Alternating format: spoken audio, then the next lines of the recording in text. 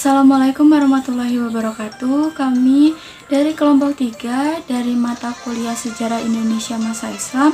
Di sini kami akan menjelaskan materi tentang proses dakwah Islam yang dilakukan oleh para pedagang muslim di daerah Sumatera, Jawa, Kalimantan, Sulawesi, Ternate, dan Tidore, yang beranggotakan 3 orang, yaitu saya sendiri, Feren Anissa Adelia dengan NPM 212200007 beserta Ahmad Solikin dengan NPM 2122004 dan Nur Mahmud Alfarabi dengan NPM 2122032. Video ini dibuat untuk memenuhi tugas mata kuliah dari Sejarah Indonesia Masa Islam di semester 2 ini dengan dosen pengampu Bapak Dr. Johan Setiawan, MPD. Berikut ini adalah subjudul yang akan kami jelaskan. Saya sendiri akan menjelaskan proses dakwah Islam yang dilakukan oleh para pedagang muslim di daerah Sumatera. Dan Alfa akan menjelaskan tentang proses dakwah Islam yang dilakukan oleh para pedagang di daerah Jawa dan Kalimantan. Sedangkan Ahmad Solikin akan menjelaskan materi tentang proses dakwah yang dilakukan oleh para pedagang muslim di daerah Sulawesi, Ternate, dan Tidore. Berikut penjelasannya. Poin A yaitu proses dakwah Islam yang dilakukan oleh para pedagang muslim di daerah Sumatera. Pulau Sumatera itu merupakan daerah yang dijadikan pusat perdagangan karena letaknya sangat strategis berada di jalur perdagangan internasional. Letak pelabuhan yang berada di sebelah ujung Pulau Sumatera yang membuatnya strategis karena disinggahi para pedagang yang menunggu datangnya angin dari timur ke barat. Waktu singgahnya para pedagang itu dimanfaatkan untuk mengembangkan dakwah Islam. Sekitar abad ke-13 Masehi, di pesisir Aceh sudah terdapat pemukiman muslim. Interaksi antara penduduk pribumi dengan para pedagang muslim dari Arab, Persia, dan India terjadi pertama kali di daerah pesisir Aceh. Dapat dipahami mengapa kerajaan Islam di dunia pertama kali berdiri di Aceh, karena Samudra Pasai didirikan pada pertengahan abad ke-13 Masehi. Setelah kerajaan Samudra Pasai berdiri, perkembangan masyarakat muslim di Malaka semakin meluas. Awal abad ke-15, daerah ini lahir kerajaan Islam yang merupakan kerajaan kedua di Asia Tenggara. Kerajaan ini berkembang dengan pesat, bahkan dapat mengambil alih dominasi pelayaran dan perdagangan dari kerajaan Samudra Pasai yang kalah bersaing. Lajunya perkembangan masyarakat muslim ini berkaitan erat dengan keruntuhan kerajaan Sriwijaya. Setelah Malaka jatuh ke tangan Portugis, pusat pelayaran beralih ke Aceh. Kerajaan Islam yang melanjutkan kejayaan Samudra Pasai. Dari sini, proses islamisasi di Kepulauan Nusantara berlangsung lebih cepat dari sebelumnya. Untuk menghindari gangguan Portugis yang menguasai Malaka, untuk sementara waktu kapal-kapal memilih menelusuri pantai barat Sumatera. Berdasarkan berita dari Tom Pires dalam Suma Orientalnya, dapat diketahui bahwa daerah-daerah di bagian pesisir Sumatera Utara dan Timur Selat Malaka, yaitu Aceh sampai Palembang, sudah banyak terdapat masyarakat dan kerajaan-kerajaan Islam. Proses islamisasi ke daerah-daerah pedalaman Aceh, Sumatera Barat terutama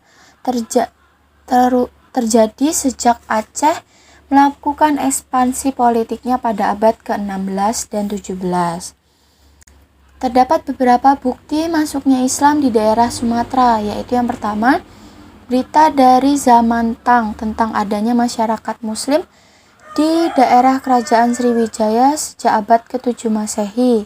Yang kedua itu berita dari Marco Polo yang pernah singgah di Perlak, merupakan sebuah kota muslim di daerah Aceh tahun 1292 Masehi. Selanjutnya itu ada berita dari Tom Pires. Dalam tulisannya, Suma Orientalnya menuliskan bahwa di bagian pesisir Sumatera Utara dan Timur, yaitu mulai dari Aceh sampai Palembang, sudah banyak masyarakat dan kerajaan-kerajaan Islam. Yang terakhir itu berita dari Ibnu Batutah yang menyatakan bahwa ia mengunjungi kerajaan Islam Samudra Pasai pada tahun 1345. Selanjutnya akan dilanjutkan oleh Alfa. Selanjutnya yaitu Jawa. Proses Islamisasi Jawa sudah berlangsung sejak abad ke-11 Masehi. Meskipun proses tersebut belum terjadi secara luas, adanya proses Islamisasi di tanah Jawa dapat dibuktikan dengan ditemukannya makam Fatimah binti Maimun. Berita tentang munculnya Islam di Jawa pada abad ke-11 dan 12 Masehi memang masih sangat langka. Akan tetapi sejak akhir abad ke-13 Masehi dan abad-abad berikutnya, bukti adanya proses Islamisasi sudah banyak ditemukan, seperti adanya beberapa puluh nisan kubur di Troloyo dan Trowulan.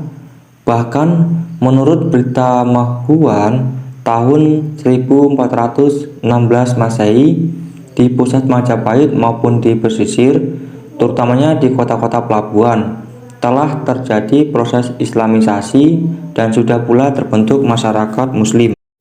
Pada awal abad ke-15, kota-kota pelabuhan seperti di Tuban dan Gresik muncul sebagai pusat penyebaran agama Islam.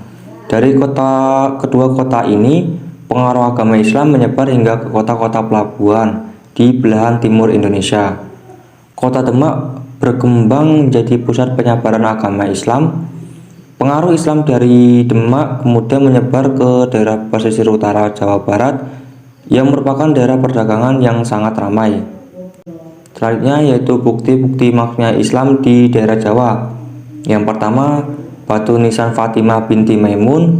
Yang kedua, makam Syekh Maulana Malik Ibrahim. Yang ketiga, nisan kubur Troloyo dan Trowulan.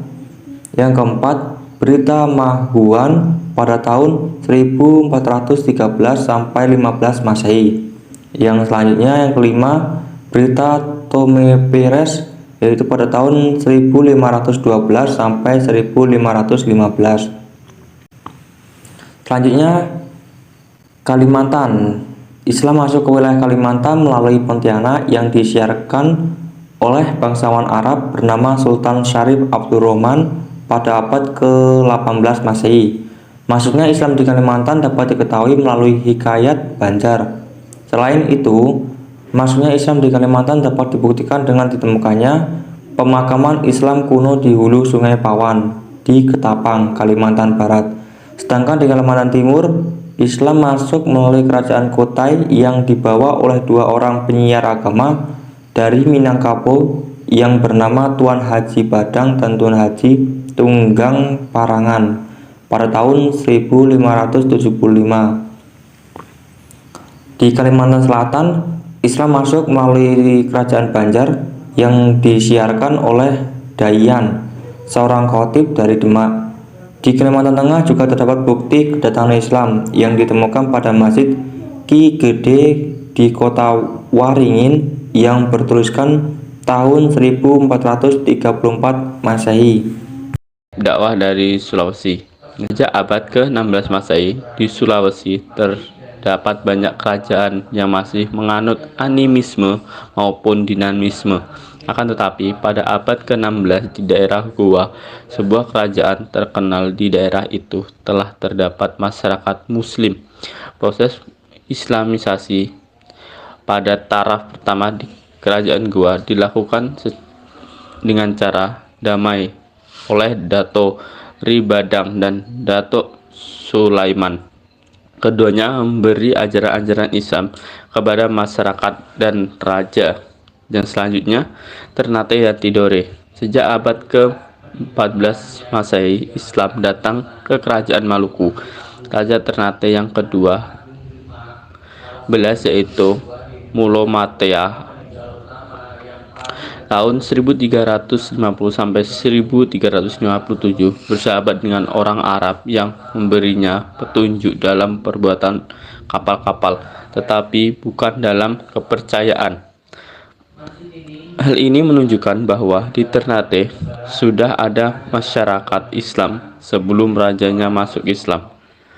Diperkirakan masuknya Islam di daerah ini disiarkan oleh keempat ulama dari Irak, yaitu Syekh Hamin, Syekh Mansur, Syekh Umar, dan Syekh Yukub pada abad ke-8 Masehi. Itu dia penjelasan dari kelompok kami. Apabila ada kesalahan dalam berkata dan kekurangan dalam menyampaikan materi, kami mohon maaf. Dan terima kasih telah menonton video ini, semoga bermanfaat.